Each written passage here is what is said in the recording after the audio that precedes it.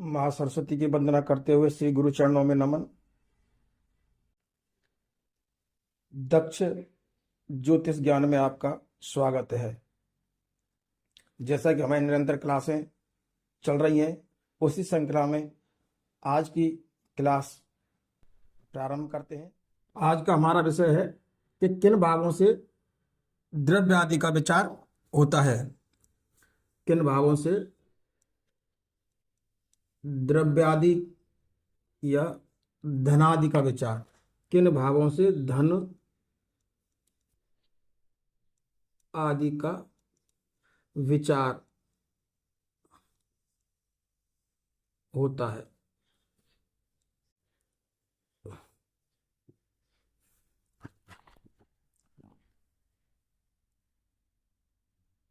एक कुंडली का डायग्राम ले लेते हैं इसे समझने के लिए। एक कुंडली का निर्माण हमने कर दिया है।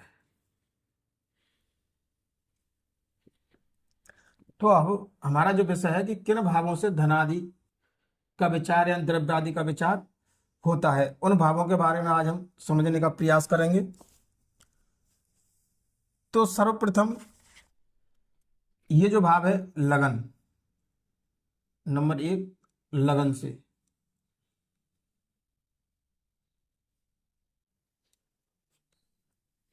नंबर दो है द्वितीय स्थान से। द्वितीय स्थान से। और नंबर तीन है चतुर्थ भाव से। चतुर्थ भाव से और पंचम भाव से।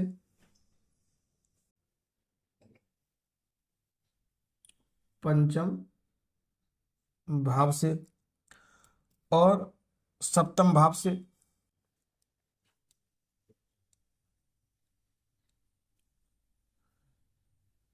सप्तम भाव से, नवम भाव से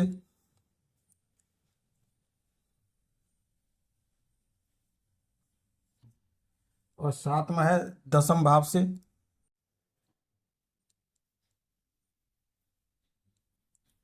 दसम भाव से और आठवां है एकादश भाव से।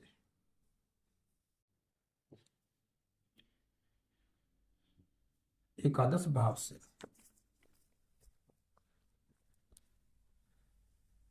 इन भावों से यानी लगन से, द्वितीय स्थान से और चतुर्थ भाव से, पंचम भाव से, सप्तम भाव से, नवम भाव से और दसम भाव से, एकादश भाव से, इन भावों से हम इन कुंडली के जो ये भाव हैं ये हमारे फिक्स रहते हैं।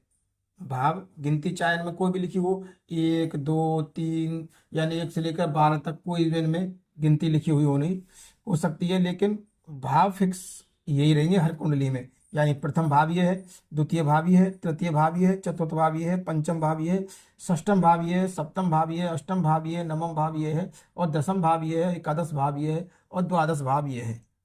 ये जो हमारी कुंडली है, जो हमारी जन्म पत्रिका होती है, उसके ये भाव सभी में फिक्स रहते हैं। लेकिन यहाँ हर जातक की कुंडली में ये जो राशियों के नंबर हैं ये उनमें अलग अलग हो सकते हैं। तो आप इसकी चिंता ना करें, केवल इसको भाव से ही समझने का प्रयास करें। तो लग्न से, लग्न क्या होती है? लग्न मनुष्य के सौभाग्य का विचार होता है। जो लग्न से है ना, इससे मनुष्य के सौभाग्य का विचार किया जाता है। लग्न से विचार किस किन चीजों का किया जाता है? यानी लग्न से सौभाग्य का विचार किया जाता है और लग्न से ही सबलता अथवा निर्बलता का, जो हमारे भाग्य की उन्नति होती है उसके सबलता या निर्बलता का भी हम विचार कहाँ से करते हैं? लगन से ही करते हैं। और लग्नेश का द्रव्य संबंधी भावों से संबंध रहने पर, यानी कि ये जो भाव है चतुर्थ, पंचम, सप्तम और नवम, दसम और एकादश भाव, ये जो भाव है इन भावों से लग्नेश का यानी लगन का संबंध रहने पर भाग्य का सूर्य सर्वदा उदय होता है। यानी कि लग्न का, ये लग्न है, लग्न का संबंध, यहाँ जो ग्रह बैठा है, यहाँ जो राशि है, लग्नेश या जो ग्रह बैठा है उसका संबंध, इस लग्नेश का संबंध जब इन भावों से किसी से संबंध बैठता है तो उसका भाग्य सूर्य की तरह चमकता रहता है। अब लेते हैं द्वितीय भाव, यानी ये सभी की कुंडली में द्वितीय भाव होता है। ये द्वितीय भाव, इसका नाम धन भाव भी होता है, यानी द्वितीय भाव को हम धन भाव भी कहते हैं। धन भाव, धन भाव भी होता है। इससे वित्त का, यानी जो हमारे बैंक बैलेंस, वित्त का, सुख का और भोजन इत्यादि का विचार हम इस भाव से करते हैं। यानी द्वितीय भाव से क्या विचार करते हैं? वित्त का, सुख का और भोजन इत्यादि का विचार द्वितीय स्थान से करते हैं। उसके बाद में चतुर्थ स्थान, ये चौथा स्थान, सभी की कुंडली में यही स्थान चतुर्थ होता है। तो इससे हमें क्या है कि हम क्या देखते हैं? इससे सुख देखते हैं, पैतृक सुख देखते हैं, धन देखते हैं, भूमि देखते हैं और वाहन इत्यादि का विचार इसी भाव से करते हैं। हम इन चीजों का विचार चतुर्थ भाव से करते हैं और इसको सुख भाव भी कहते हैं। सुख भाव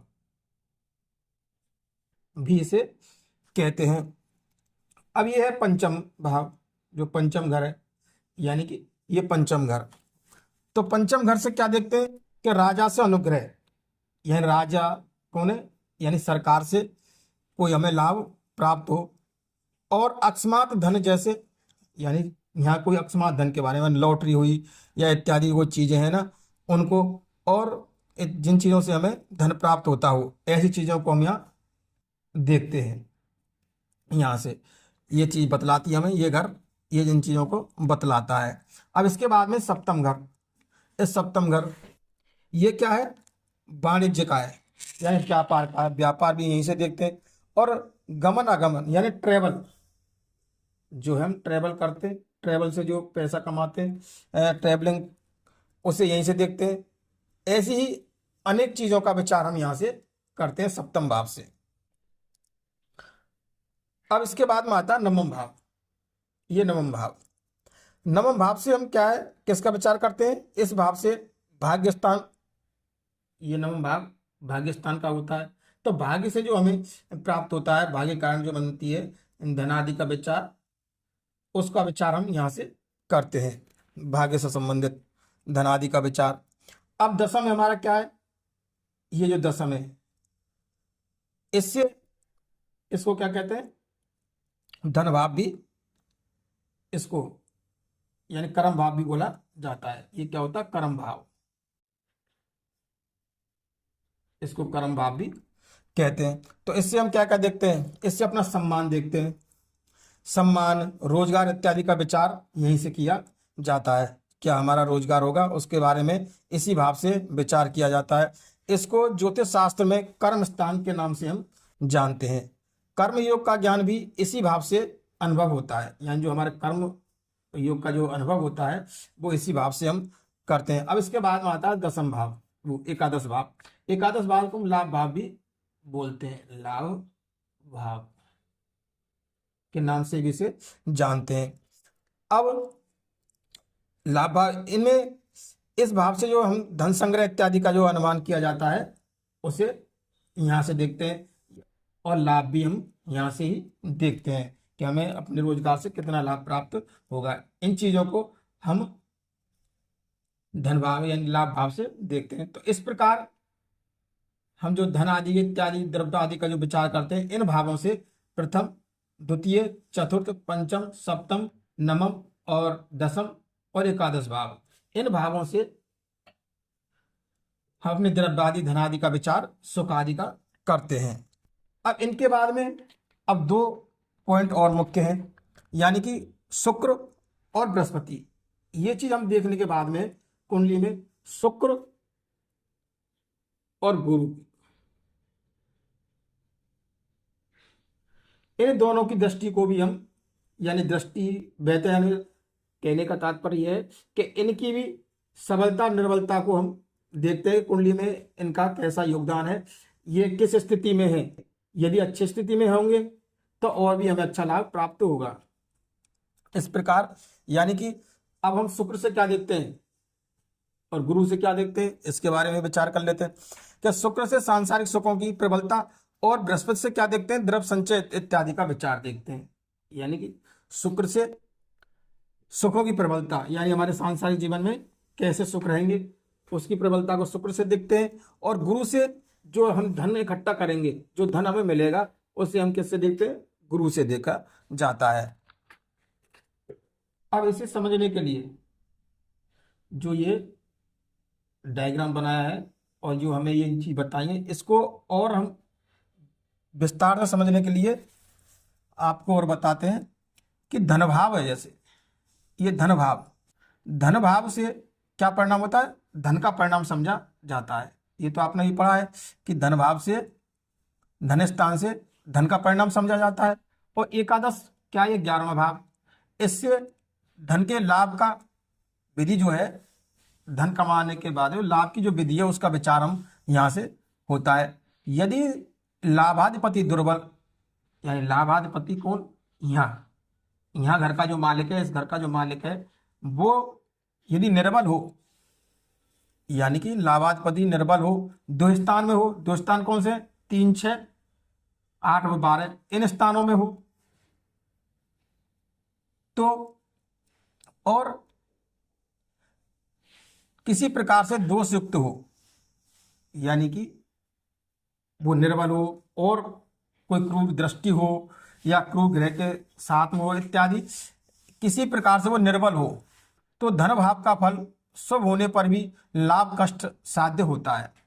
यानी कि धन भाव का इसका जो लाभ है हमें होते हुए भी बड़ी कष्ट से उसका लाभ हमें प्राप्त होता है। यहाँ समझाने का तात्पर्य बस इतना ही है।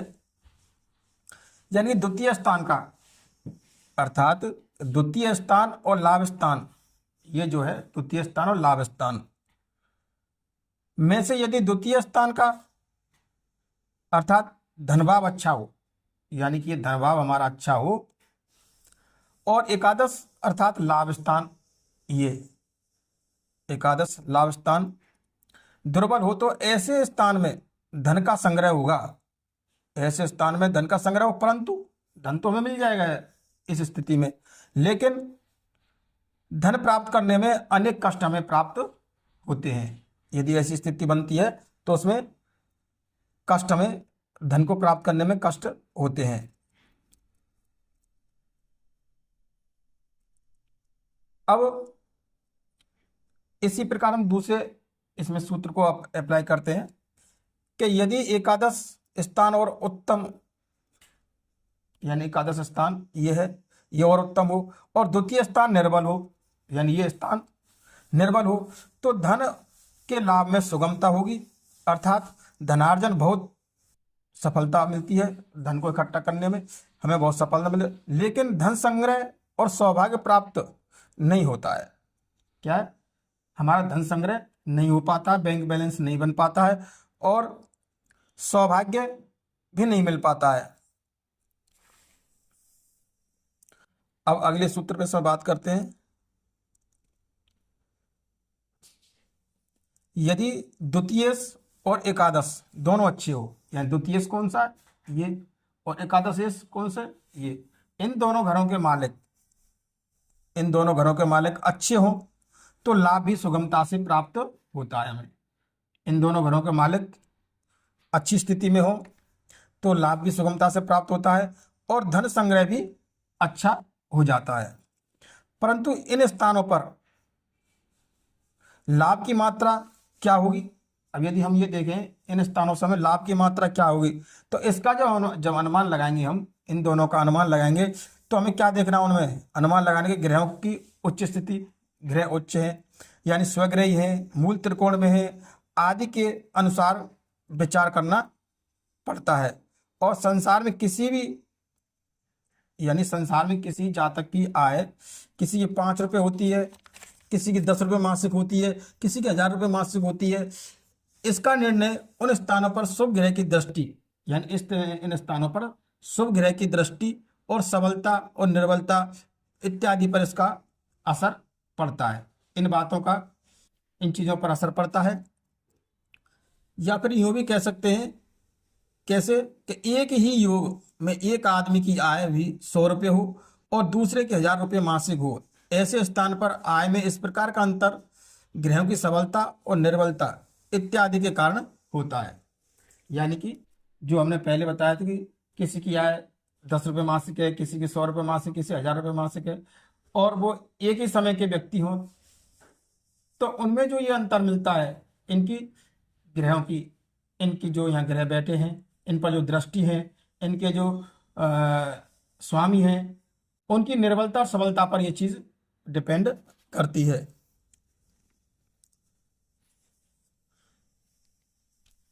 अब इसी में हम अगला टॉपिक लेते हैं कि इन भावों में जो हमारे ज्योतिष शास्त्र में बताया गया है कि धन भाव में, यानी इनमें जो कोई ग्रह बैठे हों तो उनका क्या फल होता है।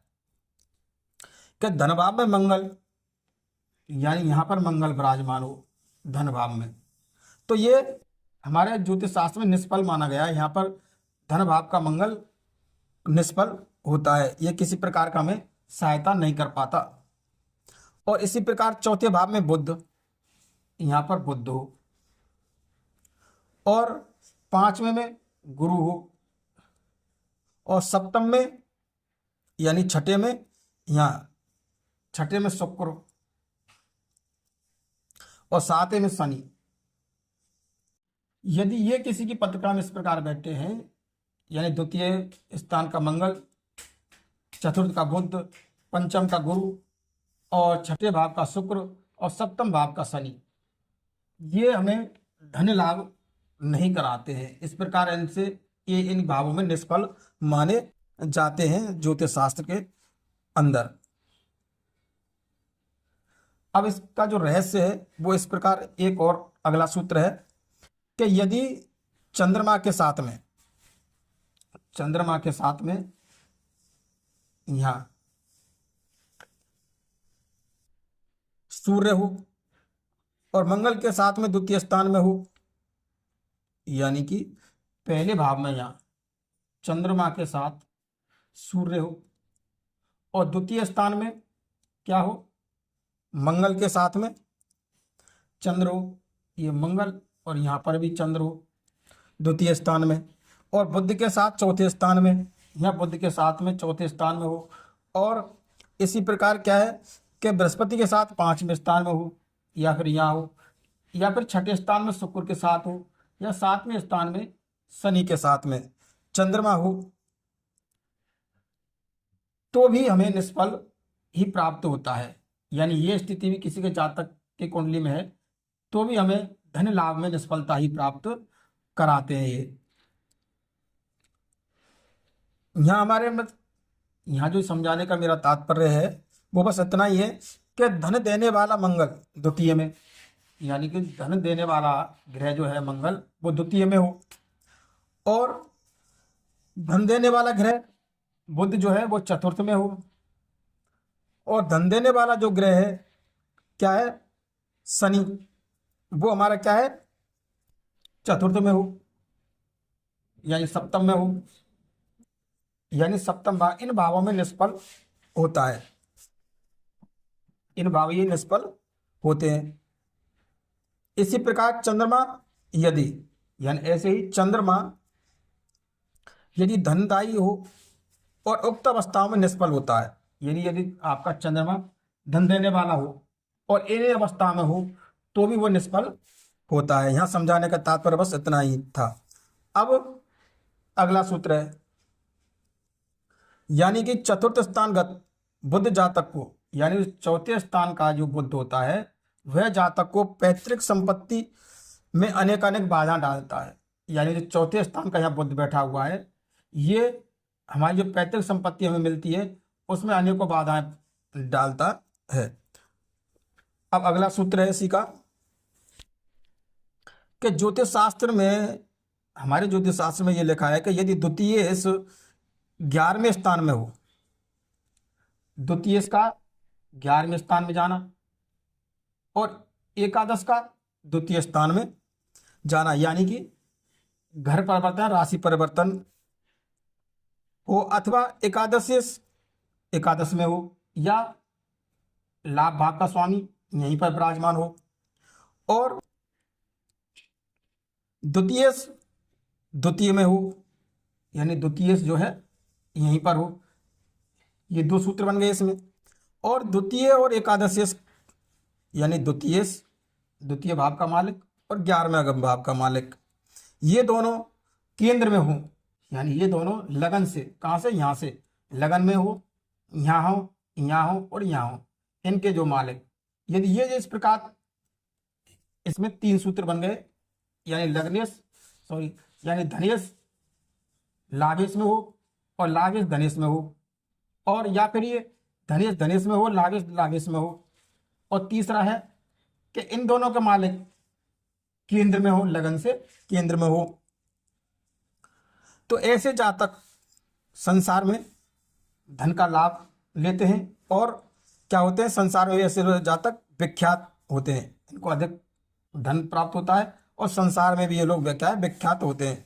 इसी प्रकार अगला सूत्र है कि यदि द्वितीयेश कौन सा है ये, और द्वादश स्थान में, यानी कि 12वें स्थान में यहाँ द्वितीय द्वादश, अथवा छठे स्थान में यहाँ, अथवा यानी दूसरे स्थान में द्वितीय द्वितीय में हो, यानी द्वितीय यहाँ हो, और एकादशेश ये लाभ भाव का इसका स्वामी 6, 8, 12 में यहाँ हो, यहाँ हो और यहाँ हो। इन स्थानों में हो तो धन का नाश होता है। इन स्थानों में यदि हो तो धन का नाश होता है, यानी कि लाभेश हो और धनेश हो, धनेश और लाभेश, यानी 6, 8, 12वें भाव में चले जाते हैं तो धन का लाभ, धन का नाश होता है। इस प्रकार आज आपको धनादि के विचार करने के जो कौन कौन से भाव होते हैं उनके बारे में बताने का प्रयास किया, और इन भावों में जो ग्रह बैठे हों वो निष्फल, कौन कौन से ग्रह निष्फल होते हैं, इसके बारे में आज हमने जानकारी देने का प्रयास किया। यदि आपको हमारा कार्यक्रम पसंद आया हो तो लाइक करें, सब्सक्राइब करें और बेल आइकन को दबाना ना भूलें। धन्यवाद।